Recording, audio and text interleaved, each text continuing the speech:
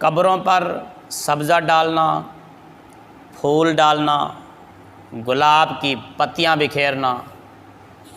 درختوں کی سبز ٹہنیاں ڈالنا، یہ شرعاً جائز اور سنت سے ثابت ہے، نبی پاک صلی اللہ علیہ وآلہ وسلم کے عمل سے ثابت ہے۔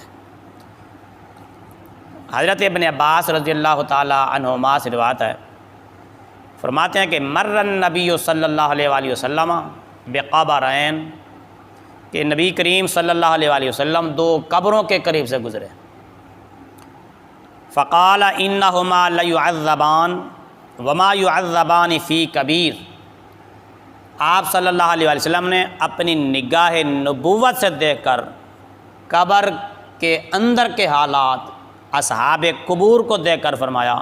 کہ ان قبر والوں کو عذاب ہو رہا ہے، اور یہ کسی بڑے گناہ میں عذاب نہیں ہو رہا۔ اما احدہما فکان لا یستتر من البول، ان میں سے جو ایک تھا وہ پیشاب کے چھینٹوں سے نہیں بچتا تھا، اور مسلم شریف کی روایت میں ہے لا یستنزہ من البول،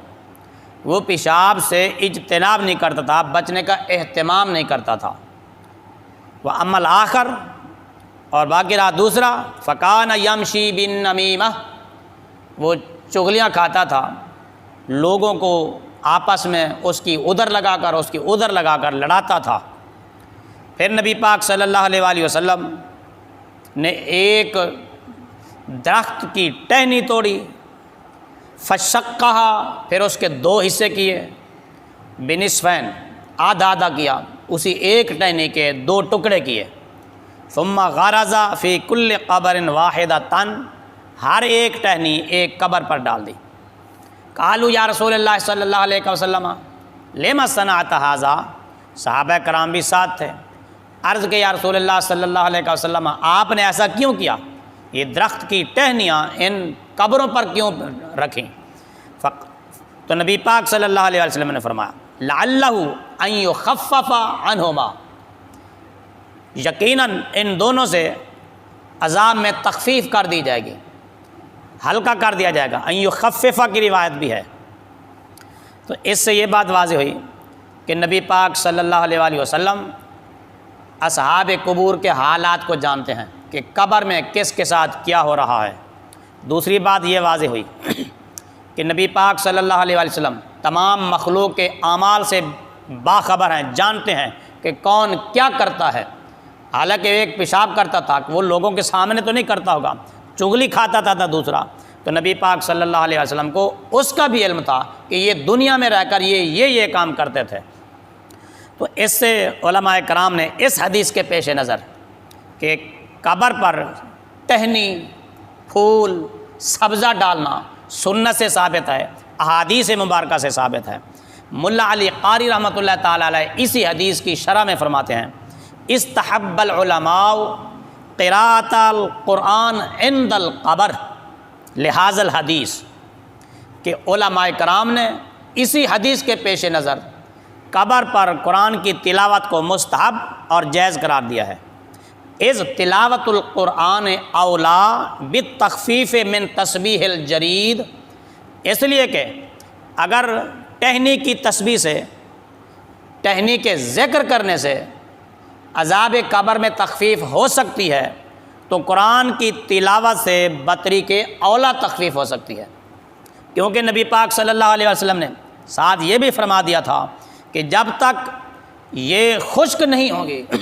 ان کی وجہ سے، ان کے ذکر کی وجہ سے اللہ تعالیٰ ان کے عذاب میں تخفیف کرے گا۔ تو سبز ٹہنی ڈالنا، پھول چڑھانا قبر پر، یہ حدیث سے ثابت ہے۔ اور نبی پاک صلی اللہ علیہ وآلہ وسلم کا ایک صحابی حضرت بریدہ بن حصیب رضی اللہ تعالیٰ عنہ، انہوں نے آخری وقت وصیت کی تھی ان یجعل فی قبرہ جریدتان، کہ میری قبر پر دو ٹہنیاں رکھ دی جائیں، فَكَأَنَّهُ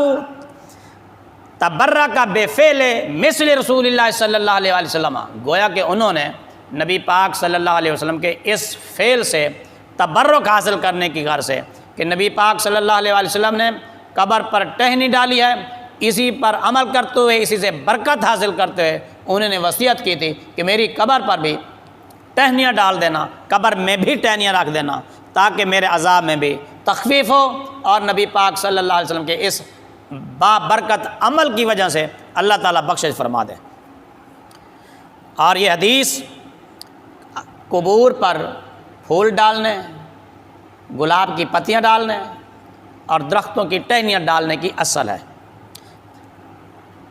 علامہ ملا علی قاری رحمۃ اللہ تعالیٰ علیہ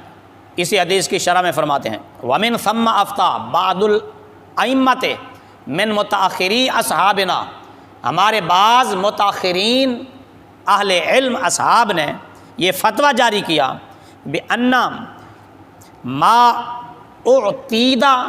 من وضع الریحان والجرید سنت لہذا الحدیث، کہ بعض متاخرین نے یہ فتویٰ دیا ہے کہ اس حدیث کے پیش نظر قبروں پر پھول ڈالنا، پتیاں ڈالنا، درختوں کی ٹہنیاں رکھنا یہ جائز ہے اور سنت نبوی سے ثابت ہے، نبی پاک صلی اللہ علیہ وسلم کے عمل سے ثابت ہے۔ لہذا محرم کے مہینے میں عام طور پر لوگ قبروں پر پتیاں ڈالتے ہیں، گلاب ڈالتے ہیں، درختوں کی ٹہنیاں ڈالتے ہیں، اس میں کوئی بات نہیں، جائز ہے۔ اہل قبور کو اس سے راحت اور سکون حاصل ہوتا ہے، اور قبروں پر قرآن خوانی بھی جائز ہے کہ جب ایک ٹہنی کے ذکر سے عذاب قبر میں تخفیف ہو سکتی ہے، قبر والے کو راحت اور سکون پہنچ سکتا ہے، فائدہ حاصل ہو سکتا ہے، تو مومن جب قبر پر قرآن پڑھے گا تو یہ تو اس سے بڑھ کر ذکر خدا بندی ہے، اس سے زیادہ فائدہ ہوگا۔